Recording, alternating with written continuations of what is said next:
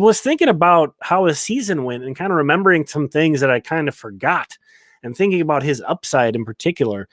And it just seems inevitable that whenever I start thinking about Larnach, I think about Kirilloff.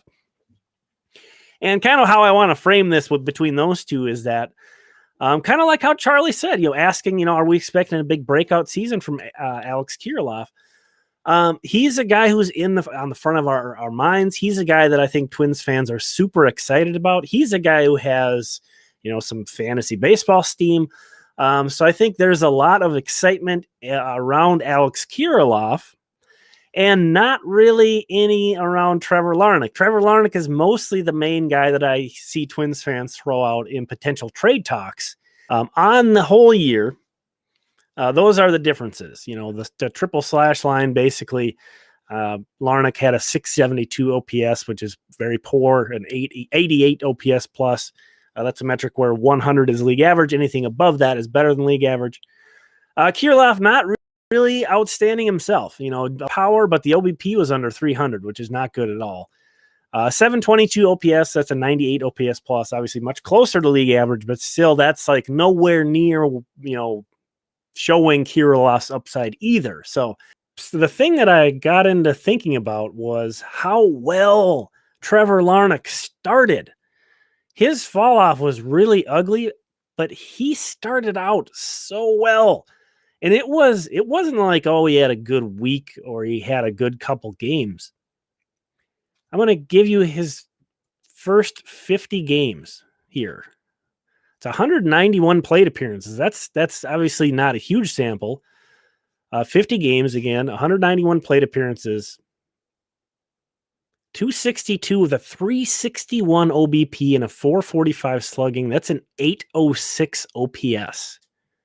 If we kind of do that same thing for Alex, I think it sort of contextualizes this point I'm trying to make even more. So for Kirilloff, his first 50 games, again, it's a little bit under 200 plate appearances. 269, 308, 452, 760. So more slugging, but the OBP is just a massive difference. So, over 40 points in OPS difference between Alex Kirilloff's first 50 games as a major leaguer, not including the one playoff appearance he made prior to that, and Trevor Larnach's first 50 games as a major leaguer. Now, I'm still higher on Kirilloff than Larnach, but I'm trying to sort of keep making this this point that I don't think their offensive upsides are that much different. With Trevor Larnach at the major league level, we saw it last year for a period. We saw it, and then it was ugly from there, unfortunately. So then from there, after 50 games, Larnach stuck around with the Twins for 29 more games before getting sent down. That was a much smaller sample of 110 plate appearances, but it was so bad. It was so bad. He struck out 47 times. 150, a 442 OPS.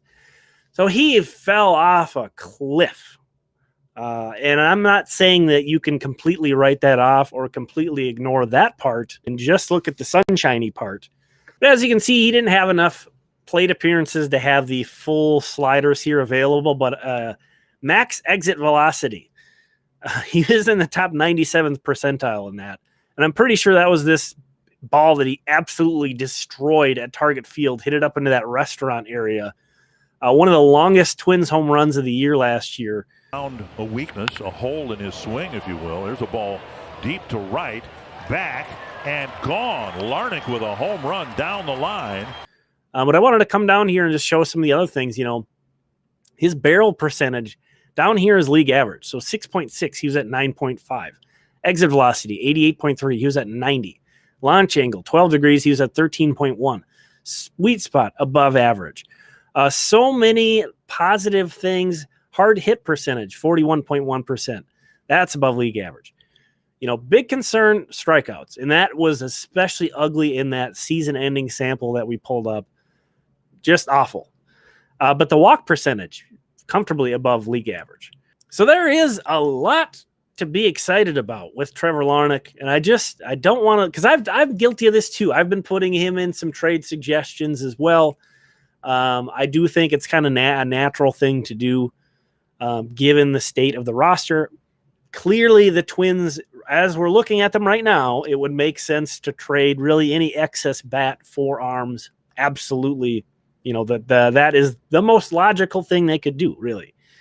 But I don't want to paint that as that the Twins should kind of give away Larnach for a 1-year asset arm or anything, if somebody that doesn't have a lot of upside, because he's a nice piece.